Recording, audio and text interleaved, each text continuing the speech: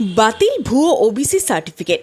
মুর্শিদাবাদের পঞ্চায়েত প্রধানের বিরুদ্ধে রেজিনগর থানায় দায়ের হয়েছে এফআইআর। আমজনতা উন্নয়ন পার্টির চেয়ারম্যান হুমায়ুন কবিরের অনুগামী হিসেবেই পরিচিত ওই পঞ্চায়েত প্রধান সোমবার রেজিনগর থানায় বেলডাঙ্গা ২ নম্বর ব্লকের রামপাড়া ১ নম্বর পঞ্চায়েতের প্রধান শম্পা মণ্ডল বর্মনের বিরুদ্ধে দায়ের হয় এফআইআর। ভারতীয় ন্যায় সংহিতার ২২৯, ৩১৮-২, ৩১৯-২, ৩৩৬-৩, ৩৪০ ধারায় দায়ের হয়েছে এফআইআর। পঞ্চায়েতের এক সদস্যের অভিযোগের ভিত্তিতে শুরু হয়েছিল তদন্তে দেখা যায় ভুয়ো ওবিসি সার্টিফিকেট ব্যবহার করে ভোটে দাঁড়িয়েছিলেন ওই পঞ্চায়েত সদস্য।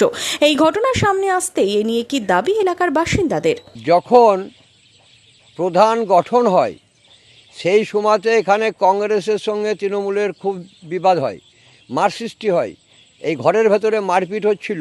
ওই যে শম্পা মণ্ডলের ভুয়ো সার্টিফিকেট আমরা প্রধান হতে দেবো না, এটা কংগ্রেসরা বলে। তার কারণে এখানে ঝঞ্ঝাট একটা হওয়ার ফলে বাবা এখানে অনেক ঝঞ্ঝাট হয়েছে। ভুয়ো সার্টিফিকেটেই হয়েছে, যেটা শুনেছি সেটাই বলছি। আমরা সার্টিফিকেট ডেট জানি না, আমরা কাগজ চিনি না, তখন এই ভুয়ো সার্টিফিকেটেরই ঝঞ্ঝাট এখনও সে তাই।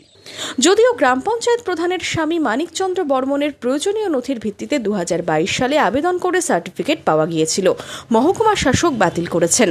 এখানে রামপাড়া গ্রাম পঞ্চায়েতের আমাদের এই সিটটা ওবিসি রিজার্ভ সিট ছিল। এবার সার্টিফিকেটটা ভোটে দাঁড়াবো বলেও করা হয়নি, আগে থেকেই উনি সার্টিফিকেটের অ্যাপ্লাই করেছিল। সার্টিফিকেট পেতে গেলে যা যা তথ্য কাগজপত্র দেওয়ার দরকার সেগুলো দিয়েছে, তদন্ত করে সার্টিফিকেট দিয়েছে। যাক, এখন সেটা বিভিন্ন অভিযোগের ভিত্তিতে সেটা ভুয়ো প্রমাণিত হয়েছে। এসডিও সাহেব যথাসাধ্য সিদ্ধান্ত নিয়েছেন।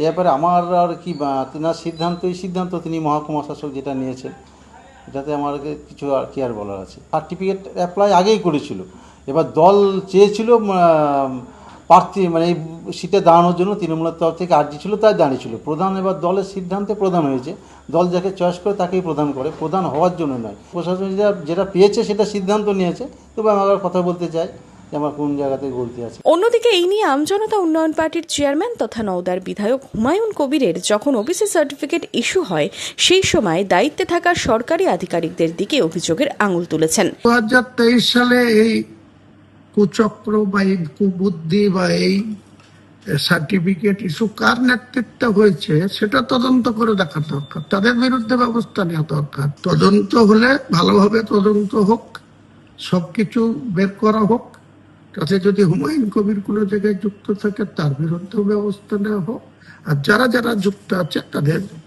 বিরুদ্ধে স্টেপ নেওয়া হোক, এটাই জেলা প্রশাসনকে বলবে। এফআইআর দায়ের হতেই তদন্তে নেমেছে police. Bureau report, Madhyabanga news.